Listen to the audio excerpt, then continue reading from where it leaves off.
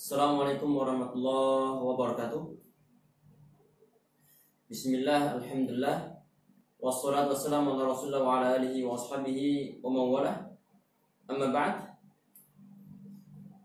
Ikhwani fillah, kita lanjutkan insyaallah kitab Mustalahul Hadits sampai halaman 28 sampai halaman 28.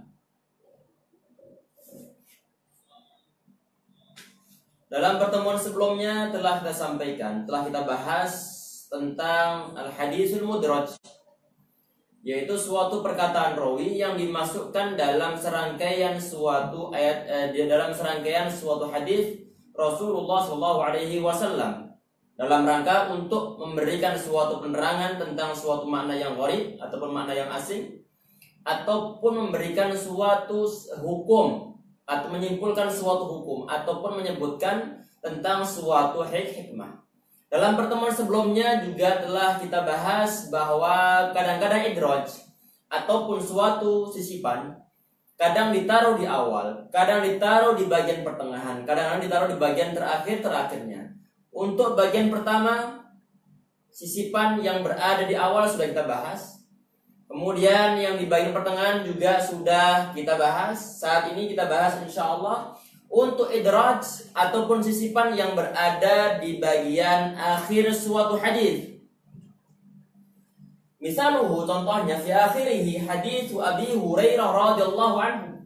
Hadis yang diriwayatkan oleh sahabat Abu Hurairah radhiyallahu anhu. Anna Nabiy sallallahu alaihi wasallam qala, Nabi Muhammad sallallahu alaihi wasallam beliau bersabda, Inna ummati yud'auna yaumal qiyamati ghurran muhajjalin. Kata Rasulullah SAW bahwa sungguhnya umatku yud'auna akan dipanggil yaumal qiyamati pada nanti hari kiamat ghurran muhajjalin dalam keadaan putih bercahaya. Aslinya kata ghurran itu dia adalah jamak dari kata aghar. Kalau aghar itu sendiri wa asluha lam'ah bayda takunu fi jihadil faras. Yang disebut dengan ghurrah itu adalah ataupun aghar itu secara dalam bahasa Arab adalah diperuntukkan untuk warna putih ataupun bulu yang berwarna putih yang berada fi jabhatil faras, yang berada di jidat ataupun di bagian sininya seekor kuda. Ada sejenis kuda yang berwarna putih di bagian jidatnya, sedangkan bulu-bulu yang lainnya berwarna hitam mungkin.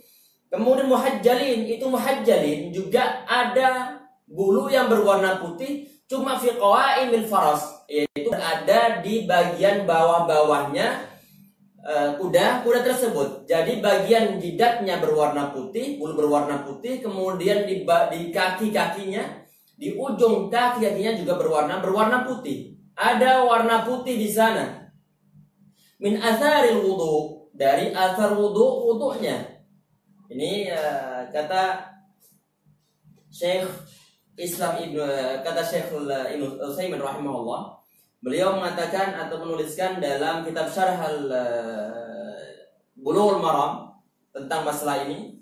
Beliau mengatakan inna wujuha hadhil ummah wa aydihim inna wujuha hadhil ummah wa aydihim wa arjulihim sata'ti yaumal qiyamati wa 'alaiha nurun yatala'la min atharil wudu. Kata beliau bahwa nanti pada hari kiamat umat Rasulullah SAW berdasarkan hadis ini, wajah mereka akan mempunyai suatu nur yatala'la yang berkedap-kedip. Karena kenapa? Yang bercahaya. Karena min athar wudu, sebab adanya wudu. Min athar wudu. Ini adalah sabda Rasulullah SAW. Pada generasi awal-awal agama Islam,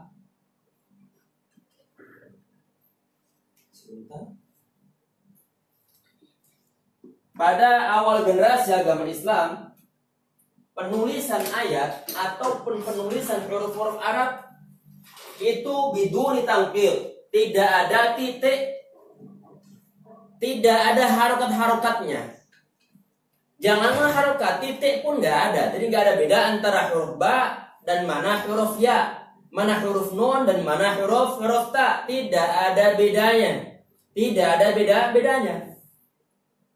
Kalau yang seperti itu tidak ada, maka titik koma ataupun tanda baca pun tidak ada.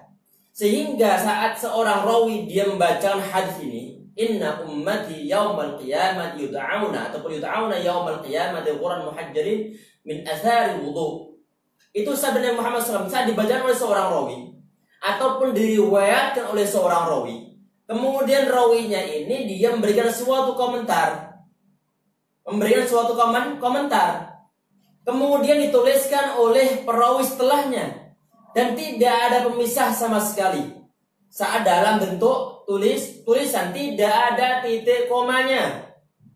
Sehingga saat perawi ataupun seorang guru yang meriwayatkan hadis ini menyisipkan ataupun memberikan suatu komentar pada hadis tersebut, maka tidak akan